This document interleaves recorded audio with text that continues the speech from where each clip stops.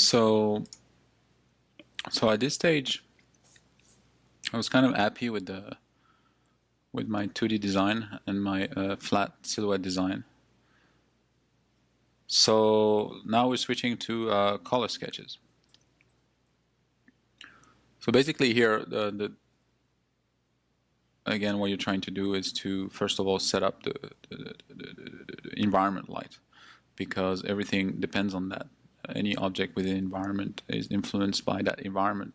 So the color of the light and the density of it, and anyway, all these properties will affect, especially in this case, because we know we have reflective material. So especially those are going to be extremely influenced by what's surrounded. So I start with the background, and then because, like I said before, I have all these layers with all these different elements, then I can work very quickly with a soft brush and start filling in. Basically, what you're trying to do is to quickly, I don't know how to explain it. First of all, you quickly set up your local color, of course, and you compose first with that, like I'm doing now. And then I'm gonna. It's sort of like if you pour a liquid over a different form, how would the light, and the light is the liquid, where would it be, and how would it react, and considering, of course, the material, the local color, and everything at once. And this is like one of the most fun exercises. That's why I love to render a lot. Is that it's like for me, it's still the magic. Where the magic happens, like you being able to generate into this impression of volumes and interesting light situation, interesting light interaction with materials and with colors. For me, it's like extremely fascinating, and always challenges that I want to tackle using different setups.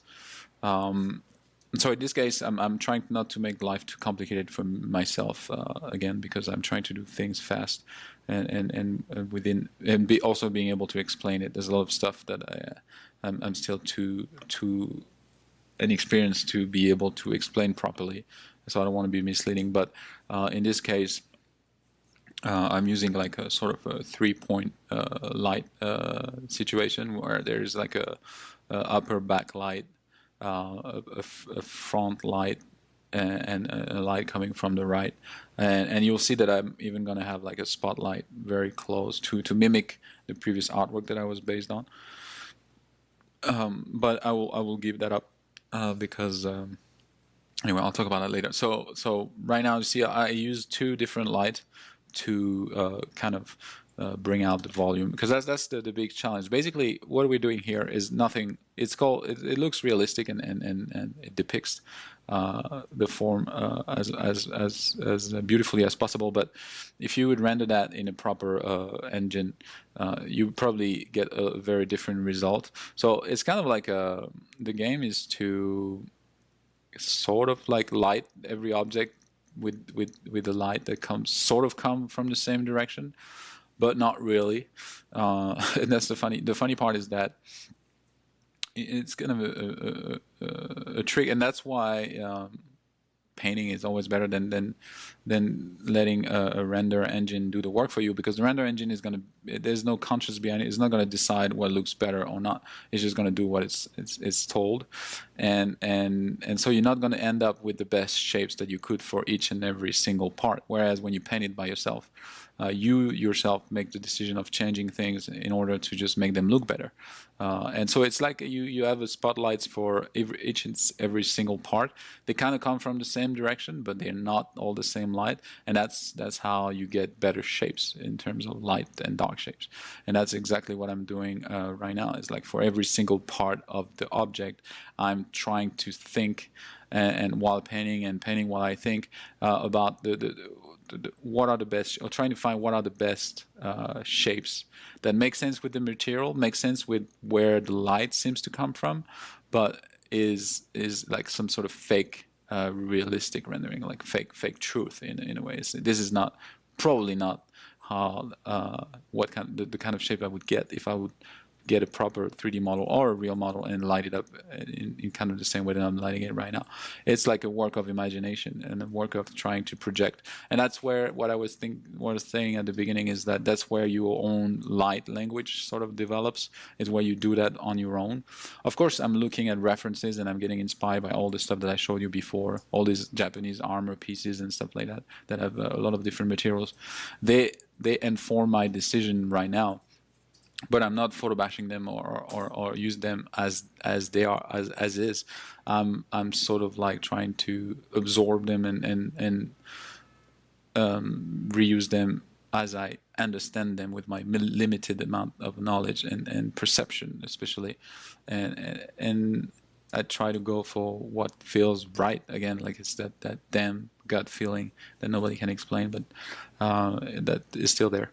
And in this case, so it's a very easy trick to do this kind of setup, like backlight, like really strong, and then an ambient light that is really kind of where the viewer is to kind of like gives you, like, breaks the really dark areas in front, and then another light from the back. This is like, especially for round material, round form, it's kind of the best way to show them, because you will create a very convincing illusion, because you show all the core shadows and stuff like that, and the transition between different lights create just show you the volume much better.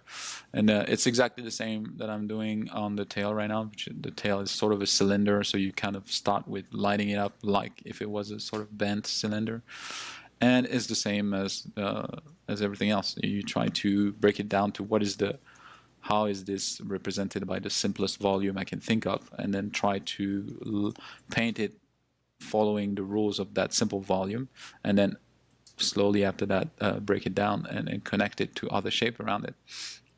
In the case of the skull, it's like a lot of different spheres and oblong spheres and stuff like that that are combined together, and then that are connected by the tissues over it, so the transition acts a little bit differently here and there, and it's a lot of trial and error.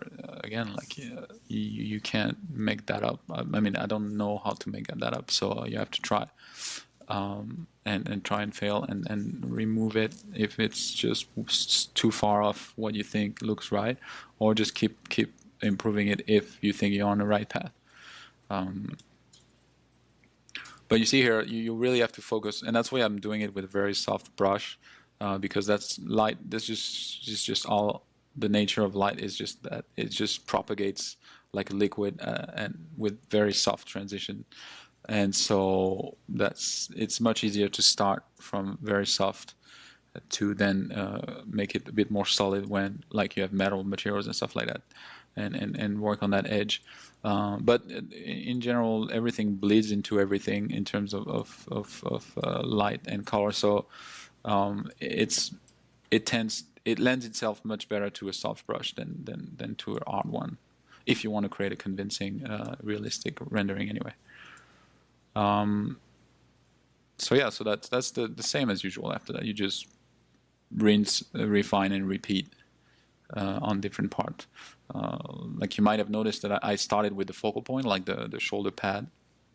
It was the same way with the design in 2D before, and later on with the further rendering. You always want to start with your focal point, because once you fix that, and it serves as like a reference point, and also because it's the most important part of your image. So if you don't get that right first, then you're not going to get anything else right. Because everything will compare to that part. So and again, that's a beginner's mistake that I've always done so many times in the past, is like focusing on the useless stuff just by procrastination, because I couldn't solve the focal point and the important part and the face and the ends and the most important part of your design that you should spend most of your time. I was kind of skipping them because I was really bad at it and I couldn't solve it, and I was frustrated, and so I was like fidgeting on some other parts and the periphery of the composition, which is totally a waste of time. And then it also, because it unbalances your whole overall composition in terms of visual details and clutter. Your most important, most cluttered, most detailed and refined part should be the focal point. So spend your energy on that, And then once you have less energy and time at the end, you can be forgiven for not detailing the toe or the end of the tail or this kind of stuff, if you totally nail the focal points. And this is again especially true with faces and hands and anything that has to deal with extremely high taste in the viewer. And like I was explaining before, faces and hands is something everybody has a lot of experience looking at, so they're going to be extremely suspicious of anything that doesn't look right, and it's going to break the illusion very, very, very easily. And it's just, you don't want people to feel uncomfortable, like the split-second reaction of first looking at your picture. If there's something that isn't comfortable or wrong or stuff like that, it's going to jump, and then this is the only thing that is going to create an emotion that is the only thing the viewer is going to remember about your image, and you don't want that. You only want like kick-ass, positive first impressions in a perfect world.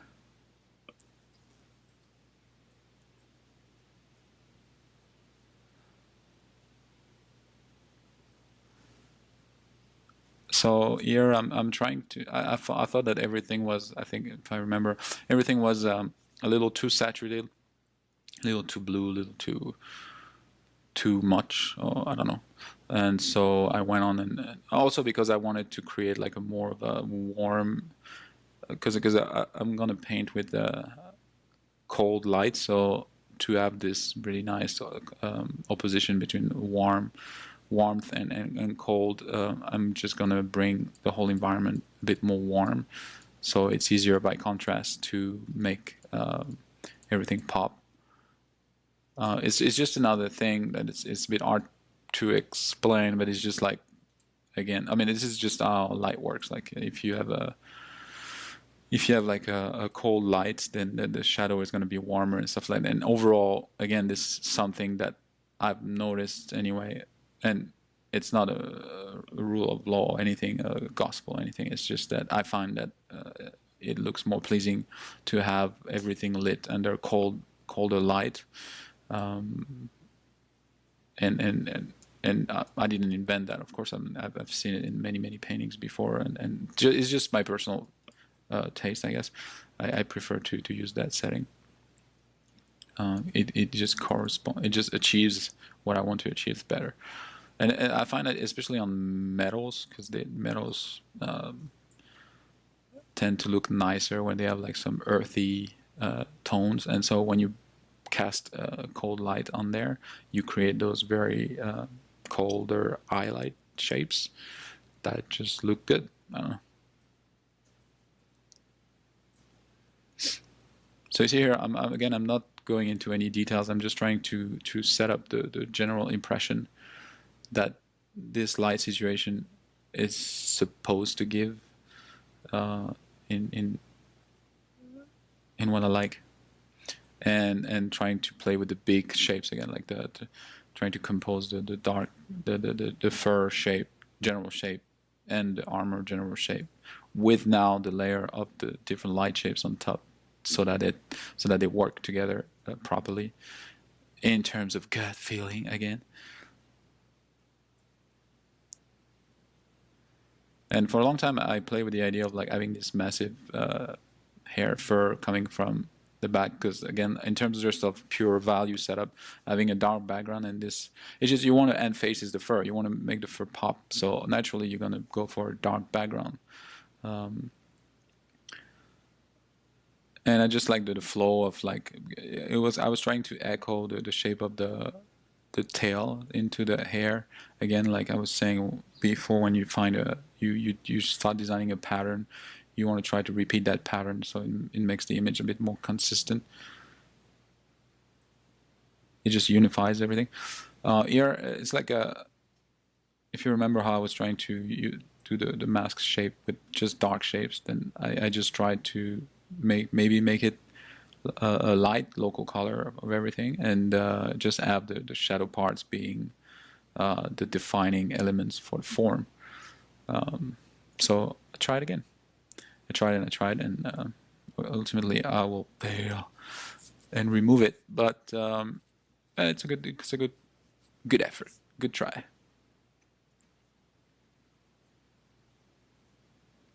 I think that ultimately it could have worked maybe, but I wanted to show the I think the cat's face was a more interesting challenge to depict properly, and in terms of like conveying the personality of this character or the mood, it was more important to show his whole face than to hide it behind a mask.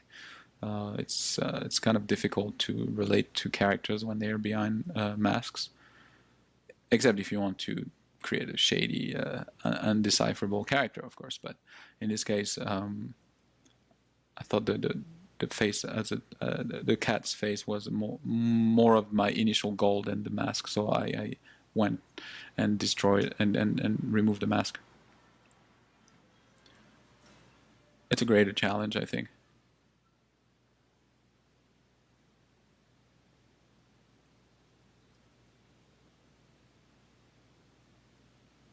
So here we're getting a little bit more like trying to figure out the here shapes and value shapes combined with those volumes.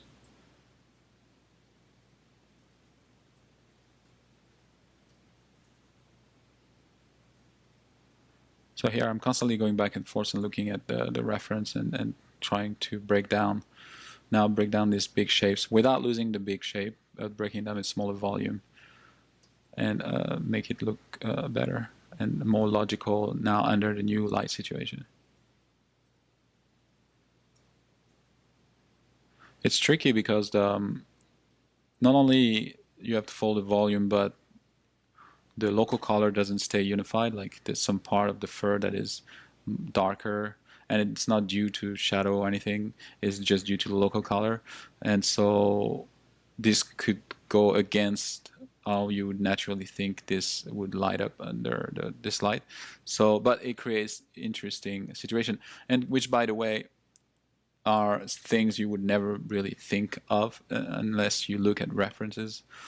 This is why I always research as much as possible, because I'm super dumb and I can't really think. Like my imagination is not that great, and so I can't really imagine all these little details of reality that makes everything so unique and interesting. So many times you just think about something and it's the dullest, most cliche thing, and then you're gonna look at a few references and you're gonna get so many much more interesting ideas about little things, but that ends up playing a major role in making your design more unique, more fresh, more interesting, more realistic, more convincing. And that's the sort of things, just the variety of changes within local colors on a cat's fur, for example, or all the little, it's also sort of like more stories, I'd say, you can imagine that there would be many reasons why the hair would be darker. Either it's dirt because he went outside, or fight, or scar, or any kind of things, and those are actually interesting and informative. I try to also really ground characters on surface, because it just adds weight to them. It's so if you're, I mean, you can do without, if that's your choice. It's doable, but it just gives them more presence, more weight, I guess, to have them sitting on the ground. And it's so nice. The shadow shapes also is often really nice, and it also, not only that, but it gives again, it's part of this whole scheme of deceiving the human eye into thinking this is a 3D space. And like, so seeing a shadow on the ground makes you connect all the elements of that characters together, and you can sort of like situate them on, because we are so used to analyzing this kind of details without even thinking about it, that by adding the correct shadow under the character, you kind of connects these objects in space.